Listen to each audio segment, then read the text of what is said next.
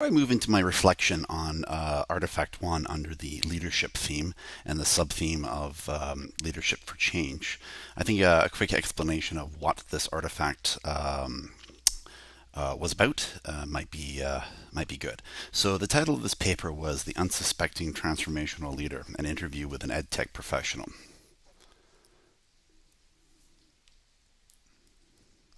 My interviewee was a former colleague of mine from my days in Teachers College. He now finds himself overseas at an international school in the Netherlands. He has quite the portfolio. He is coordinator of ICT as well as coordinator of the early years and teacher of the inception year, which is our kindergarten. So, based on the readings of the course, I did come up with a list of questions for him to answer. And as I was doing more of my readings in the course and coming up with the questions, it became clear that I wanted to see how much my interviewee fit the mold of transformational leadership, which is based on being an idealized influencer. Um, you build inspirational motivation for those around you. Um, you build intellectual stimulation of those around you, and you always consider those around you and and what they need to become better educators. So, under ideal influence, a foundation principle of the transformational leadership is the promotion of a consistent vision, something that provides followers with meaningful purpose. Transformational leaders work persistently, enthusiastically, and optimistically to foster a collaborative environment of teamwork and commitment. This is from Hughes and Burke's The Digital Principle novel. Breaking down the walls of the classroom, modeling the use of technology, or as Fulling calls, collaborative competition, but also being promoting a balancing act that they would push technology without educating educators. For transformational leadership, you also need inspirational motivation. Transformational leaders paint a picture for followers to show them where they are going. They thereby provide them with motivations to act. They challenge followers to take risks. Leaders with inspirational motivation can communicate goals in ways that make the vision clear, powerful, and engaging. So, what do inspirational motivation for transformational leaders? How does this look like?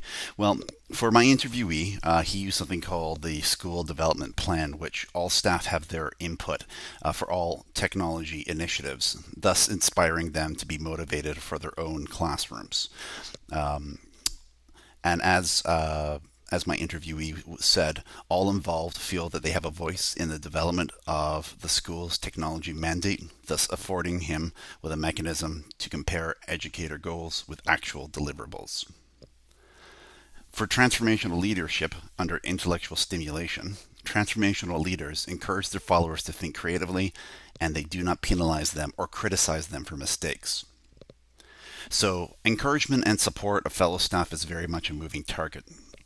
For my interviewee, the issues he has is release time and professional development sessions, meeting educators with scheduling issues, and bringing educators into the classroom.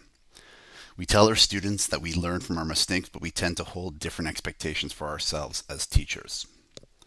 Individualized consideration. Transformational leaders provide support, stand alongside followers, treat people as individuals, and respect their contribution to the team. This approach, in turn, develops intrinsic motivation in followers. So, for my interviewee, he is juggling a top-down management style.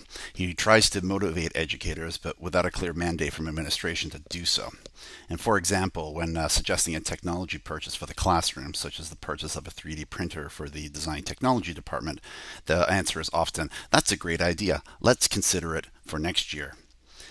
So this sort of top-down management and let's just do it some other time. It's very demotivating for colleagues and undermines the school's desire to be a leading 21st century institution. So my takeaway from the interview is that the organization itself may prevent transformational leaders from being transformational and force them into more of a transactional role. So once again, you're trying to do leadership for change, but change becomes very, very hard to achieve.